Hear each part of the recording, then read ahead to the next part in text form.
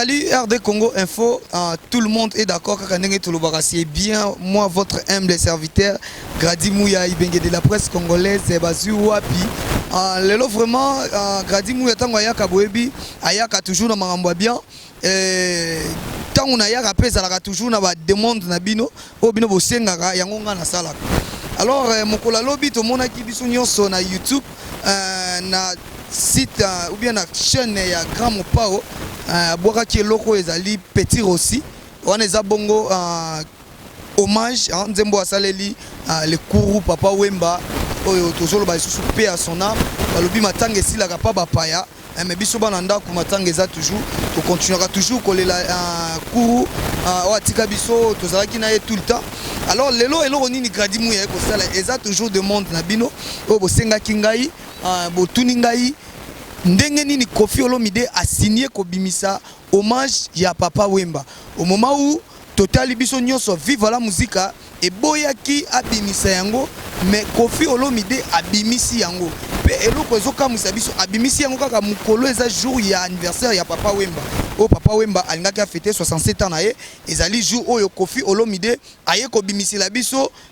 Petit Rossi. Donc titre il y a hommage au Koffi asaleli Papa Wemba. Alors to kiti awa total bandeko ba kino to benga ba kino lokola biso boye ba pesa ba vie na bango est-ce que Koffi asali malamu to asali mabe? Est-ce que Koffi bazalaki na rando ya solo na Papa Wemba to bazalaki na rando ya solo te to ezalaki na ngo ba rando moko ya musique de to bikaka ndule ndenge zalaka poto fula mapoto teka photo za ba rando est-ce que yango ezalaki et pas ya Koffi na Papa Wemba?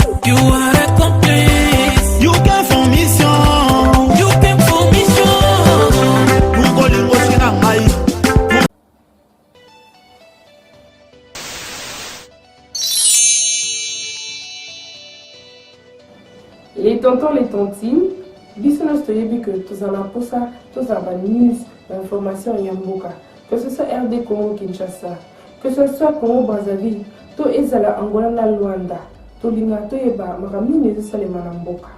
Mayele wana epesami compagnie Semoko, Sepela TV. Sepela TV memela bino ba image live yamboka. Congo Kinshasa, Congo Brazzaville, pe Angola na Luanda. Baza wana pona ko sepesa bino. Babito kusuka wana te ka live ya mboka te. Meto bakisi pe makambo yo sala mokili mobimba. O eza bana mboka. Dans la diaspora congolaise, la diaspora angolaise, la diaspora ya Brazzaville. La Sepela TV, beaucoup sepesa ma. La Sepela TV, bonne réponse. Maintenant que boye bien l'opinion Sepela TV ezali. Ne tardez pas trop longtemps. Bon contactez biso lelo, comme ça beaucoup à la décodeur na bino le plus tôt que possible. Promotion la biso ezo continuer, tellement de Sepela qui n'a mingi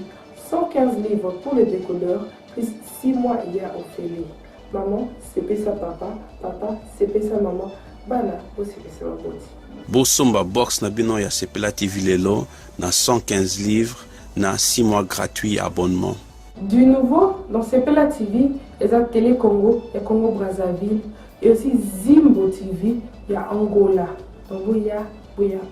champion Boni. Si j'ai l'habitude d'aller Koffi abimisi hommage à Papa Wemba au moment où famille et boyaki vive la musique et boyaki mais il y a abimisi yango. Yosko étant que congolais, mon amboka vraiment Koffi Olomide banini rolo banini asali mabe toi asali mala. Bon, pour ngai ndé Koffi abimisi nduleana asali ni mabeti. Mwende bakaki msuto tika wa mimango na ndingi mwa baluyengi. Holanda, Papa Wemba congolais, Koffi Olomide pas congolais. Ngamona ndaki na ba émission au Papa Wemba salaka. Papa Wemba aloba ye azala pom na Koffi te. Bakuta na kutu basolo laka ça fait déjà au moins une semaine bakuta ki basolo laki donc batuna na journaliste mo ngoma la ndaki yango dernièrement atanga kufi na ndaki on aka mo oh neni ba congolais batu balo bakino papa wemba ana kanda kofi mais papa wemba va kufa lo bikena ala pa ma kofi telo mote baza na pomite akanga bina kana na ete neni batu balo bakino nani papa wemba atana kana kofi donc pratiquement impossible donc kofi faut betandule ndenga beti wana passer la mission soit betaki a mwana mboka papa wemba pas musicien kuru yaka donc kofi aka mwana faut betandule sikoyo soki totali Amazon azali mama Amazon azali mwasi ya papa wemba totali pe vive la musique ezali orchestre ya papa wemba est-ce que bakoki ko inventer likambo ke no balo bakaki kofi ayate kofi abeti la papa wemba te au moment où bango nde bazali vraiment ba proche bato bakoki ko loba likambo e uti papa wemba esika no koki loba bon esika na vraiment na habité na vraiment na la numéro borité na TV alobi ke non kofi ko beta ndule te ko le gapé na ko gepe na cimetière te na la numéro te mais alobi on te on saka ba bilorbichka biso ba congolais ba kinoni to ba trop soki ko loba maloba na viva la musique nde ba misine bazala balingaka omene ba vimora ba ranking ka quoi yebika ndezala ba vimora ba ranking ba sele ba sentiment na bango mais so baba tumwanda ba émission ngusto ngana ngisiteke na chomu ngana la sabinongo mo ngena papa wemba nazo pasola mbuma kino yena kufiba na pomte siko batika biloko wana o ba sa salana donc ay bien te musa kufi batika ba rankina otali pe déjà nzembo kofi ayembeli papa wemba parce que melo ouais natala nzembo wana impression na ezani ni kofi alati ba masque kofi alati mobimba papa wemba nenga kofi laki na ve na Verkis au moment où pe Verkis to mona ki pe réaction ya mama Amazon na Verkis pour ndira na rando suna papa wemba siko yo réaction na yo eza ndenge ni na komona ndenge kofi abeti ba forme wana ba bon ndabeti ba forme na bongo elesa net sika mobimba papa wemba ka ba nini donc eza nti aoli la ka papa wemba donc awa ne ba hommage ande mo bongo eza na bongo vraiment logique vina ngwana maloba nyonso yangwana. Ok, merci beaucoup. Balobi mutuna mutazolo banandenge na mutuna mutaza libre ya ko s'exprimer ndenge alingi. Voilà, ndeko boni. Bien. Kombono nani? Fiston. Lelo toyi kotalo sikozo sala cop na yo tozolo bela sujet ya Kofi Olomide ndenga sali hommage ya papa wemba. Alors yo au juger yango bon to juger yango mabe au moment où famille telemaki ke asala ngoti. Pour ngana koloba mingi teno bara muke o Kofi asala eza mabeta. Mutasala hommage na ye ya grand frère na ye ba beta une musique eza les seuls musiciens o ba beta album na Kofi ezaka minkonani et na papa mezaka Kofi donc soka sala hommage eza pona ko kanisa mutu na ye ya Kofi eza pe mabeti mais tout moni absence ya Kofi ezala ki jour ya matanga et comment jour ya matanga akimi mais ake ko sala hommage ya papa moment où famille lobi papa wemba alingaki kutu te te Kofi akimaki te biso pe ba fan ya Kofi to mona pe mabege nenga zalaki te mais donc il pas ça na mo problème mo rekolela ki ye donc azana tempe ya royauté ndo mona zalaki te ouais et là on a le bien moi et voilà en ndekolanga iboni malamu aux en direct ya RD Congo Info bana poto bazota la yo alors tozolo bela sujet ya hommage ya papa wemba o Kofi asali papa wemba et lelo papa wemba tokaki ke famille ndenge lobaki na vivre la musique Kofi ale la papa wemba te alors asali yango kaka yo etant que congolais okolo ba Kofi asali mabeto asali malamu bon en fait ngai pona ngai na kolo ba asali mabe moni na vie mutu nyonso soka Kofi to avant kufa asala des fois au ba benga testament ayebi question na Kofi ba bien na ngai boko sala boye pour ne pas kotika famille en désordre on les a quoi testament papa wemba salaki so ina Kofi kingani asala boye te bo sala boye famille to famille musicale et respecter ka maramo ya lobai so ki Kofi azana besoin peut-être ya osela enzemu il faudrait abandonner par les cas de famille à soli na famille aluki réconciliation parce que papa manipule donc ce réconciliation il ngolo bateke papa mana Kofi ba kotika la kaka kozala binemi to Kofi za kanda na oui bien sûr que ça Kofi il y a moyen de réconcilier na famille biologique ya papa et puis na famille musicale abanda ko passer par wana a expliquer bango réellement c'est quoi les problèmes et pas s'excuser wana ne ba passer accès à nzem parce que maloba mo famille musicale na biologique pardon ba respecter yango donc ngapona ngai na mona ke Kofi asali mabe lokola mowe ya tike maloba ki asala nzembu te alela ete asala boyete il faut respecter maloba wana abana par réconcilier la famille, que c'est réconciliation de la famille et puis la famille musicale. Ok, merci beaucoup. Nga kakande na lobaki nga nazo jijete. Mutu na mutazo loba ndenge ya moneli. Donc tozo zoka ba réaction ya ba ndeko na biso ba congolais ndenge nini ba moneli masolo oyo Kofi les grands mopa wasali. Alors, est-ce que déjà suite à un côté à la clip? Bon, en fait, non Nathalie Angoté, mais j'entends toujours parler chez les gens et puis dans l'ana une fois à la télévision je ne sais pas sur la qui membre vive à Ouni na RTNC. Ya loba ke baboyi na bango. Basa la papa Emba des fois papa Emba nzem na l'année sur na kin 24 déjà je me souviens natala une fois na RTNC na émission les gars na tongo na chaque jour na tongo dans les paniers après avoir koyamba Kofi soki na soi-disant bilomo benga lokwa ba musique mo boya ba papa Emba ba ya mana ezaki surprise pour na papa Emba et après le matin aleki dans les paniers abike elingelo bateke bayokani hier azaki surpris. D'ailleurs, c'est pays ça qui a été. Rankin na bango bako s'arranger, calme ka bongote. Donc il faut vraiment rankin nous à niveau là il faut basola calme. Donc ngana yebi ke nzemwana eza kitoko to malamu na c'est pas ngote aussi longtemps la personne en question quand pardon papa m'a été vivant alors ba ki bien que ba yembela été. Bon ba l'été. Déjà nzemwana za ko lelai. Déjà na koki olobeli loba moko. Est-ce que yebi ke papa Mbappé abimisi la question nzembo? Bon, en fait, ngai na mona personnellement te question à l'obligé so na kufi papa Wemba ayate to alelangate ce que zali ba koki prouver comme ça et zala moi débat entre famille o ba oboya sa nzembu ba prouver bango les contraires mais ce qui question à l'obligé bongo ba prouver que question pas le bagabon papa Wemba il y a des émissions l'obligé wana za ennemi géré ba koyo kana bongo facilité marambo eza interne wana moi si papa Wemba ayebi yango peut-être na famille musicale a expliqué bango c'était quoi les problèmes à s'excuser à réconcilier na bango et personne nzembo o papa mana question vraiment dans une information précise c'était ce question à boyaga ou pas mais na yebi que Kofi soit à Luki famille bako bongisa quelque soit niveau ya problème parce que on a ça qui ngolo ça qui rancune les gens on a tinate ce qui vraiment il est conscient ya mambo ya ça papa Emba a approché famille à s'excuser et ça là il au moins bien puis ba on peut ça que ça nzembo so pas ça là on pas luka mbongo so ça là on pona kolela to éviter mais au moins na yebi ça peut-être pona kolela mutu ngwa boyaki à luka réconciliation na famille quand on a ebisaki bino tozo continuer to tuna batu nazo mona pe parmi ba leader moko pazo ya kuna nazo kange kaka na tuna ye pas bisa avina ye nenga moneli leader les grands leaders na sepeli suko mona boni leader ouais qui mezana ngo leader biso to tambusaka micro na biso ka ndenge zalaka par rapport à vena mo pao na biki wana za vena yo wana penata to boy mais to biki aza vena yo donc vena mo pao abwakaki hommage ya papa Wemba lobi na butu alors famille boyaki to yebi biso nyonso nde ba actualité bande ko leka yo kokyo lobani ne loko wana est-ce que Kofi Olomide a sali bien to sali mabe? Ah merci beaucoup bambote belé na badutu bazolanda biso na grand prêtre César Ngadi yaya moto non moni toki na barankini so apigradi do barankini za na mona tina mokote Kofi Olomide aza mutu oyo aleka pe na ranger wana ya viva vous comprendre donc parmi bateau baleka wana Kofi Olomide azali donc moi je trouve na monion ma bête ce que ça lui hommage à vie naie ve beaucoup laza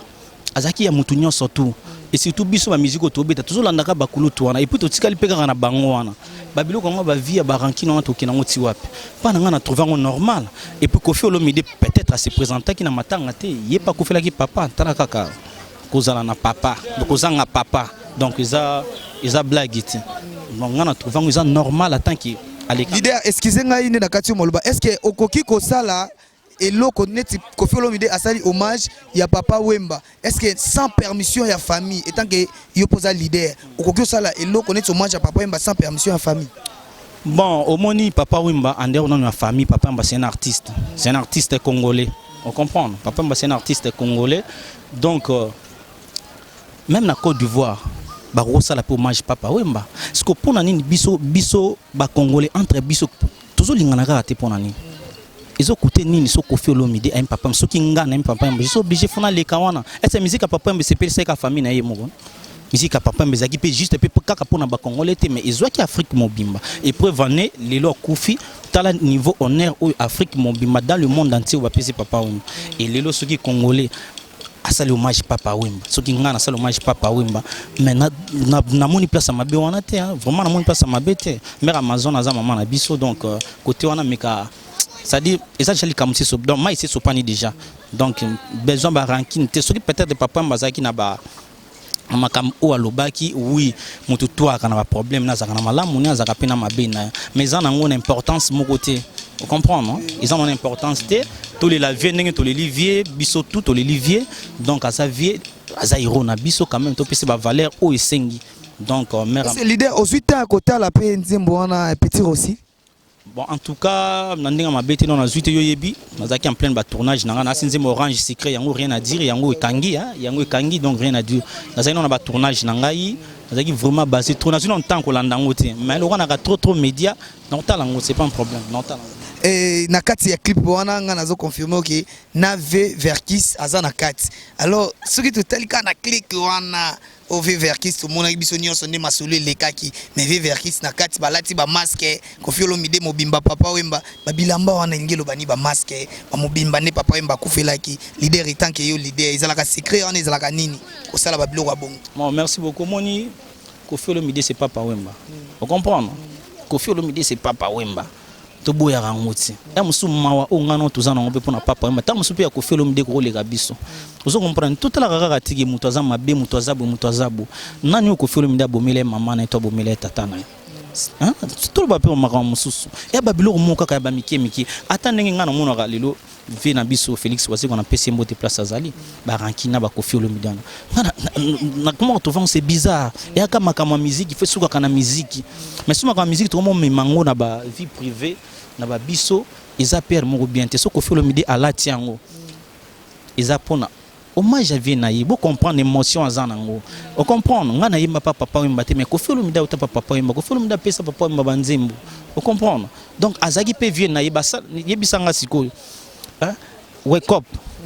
tala featuring un modèle wana na yebite soki lelo yana ba mission o basi basali yango apa na biso maman na featuring ko sakana ti papa Mbazala ki ayima na Koffi Olomide lelo sikoyo na yebite ndenge bato bazula kango to on a sens normal azavie na ye ozo comprendre azavie na ye donc soka sali hommage papa Wemba ils ont un problème ti to comme ça gravité parce que biso ba congolais mboka ezoko kufa na mara mususu o comprendre mais mara mandule nde to mo na ba sens moko boy autre mo linga ezala kaka na ba problème même bino na côté na ba journaliste na place d'information ezala rapide na ba makambo mususu na ba beni pe kuna ba makabatu ndiko na so bazo kufa makambo ebele to ka basé na ba polémique na koluka mabe moko boy to bimisa mo na ba sens moko boy moko photo tika pe ba biloko wana moto tika ba biloko wana nga na sir na sala ki émission na dernière émission na sagi na RD Congo Info na pesa moi conseil moi ya mukie na ba wana kozaki avant ve beaucoup la kufa on comprend na pesa moi ba conseil moko boye po lobi ya mutu to yebite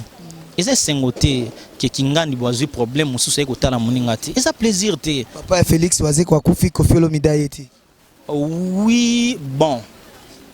to chaka nanu ba rankini wana po baza bato yango loko tozoko loba ba okene na makambo wana ti wapi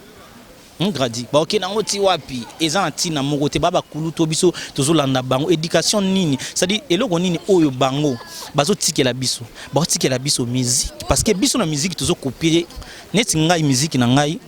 ezala na plus beaucoup moi moké Koffi Olomide nde bato balobaka wana c'est mon vieux on a lingaka mingi ba tikela biso héritage ya musique ou bien ba tikela so ba rankine baza ba mikolo baza ba vie basi bazui pe o bazaki na ngope besoin on comprend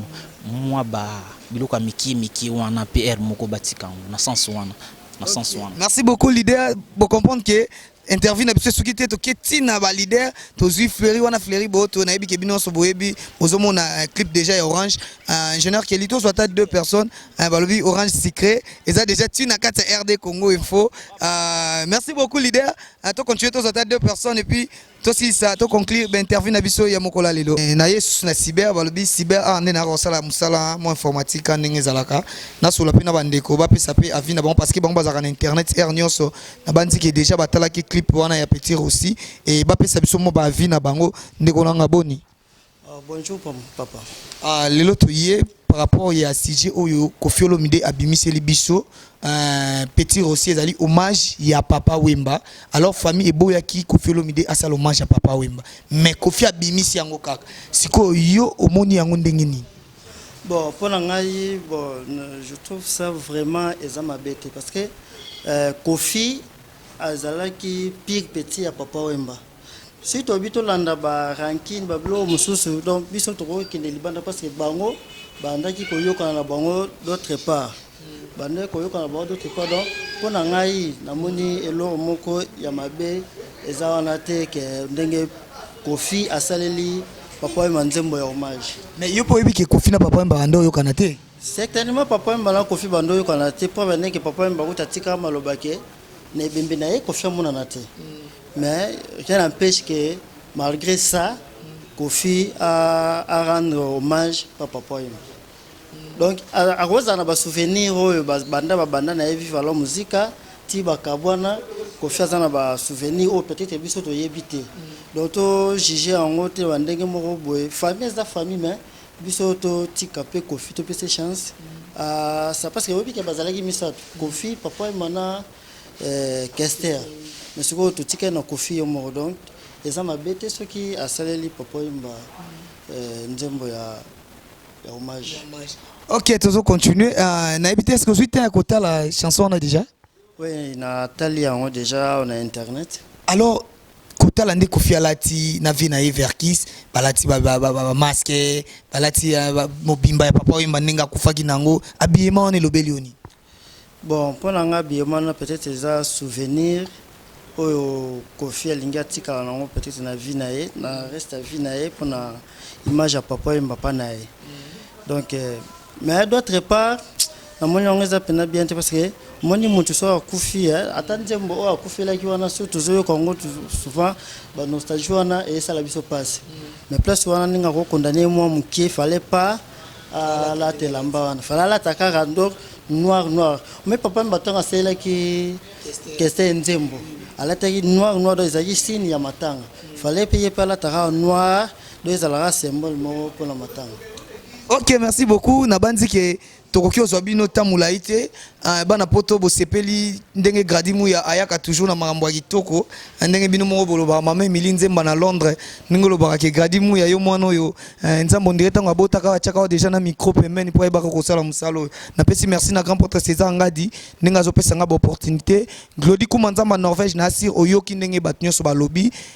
batu mususu balobi Koffi Olomide asali mabe mususu balobi Koffi Olomide asali mabe te nga naza wana pona ko juger te nazaka pona ko laksa bino information. Alors Sylvie Mouyaski na bosani yote balobi mwasa mobali moko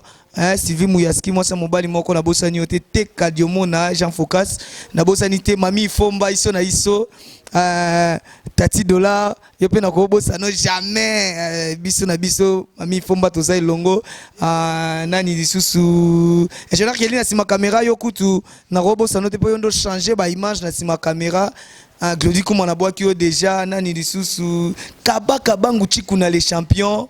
yozo soutenir ngai kabaka bangu chikuna les champions na ko bosano jamais batnyo so balinga gradimu ya na pesi bino mbote bisika bozali ngana bino tokutani toujours na makambo kitoko ka ndezalaka mama na nga na pesi mbote Feliteka papa na nga Willy Muya na bosani te les amis de Cleboa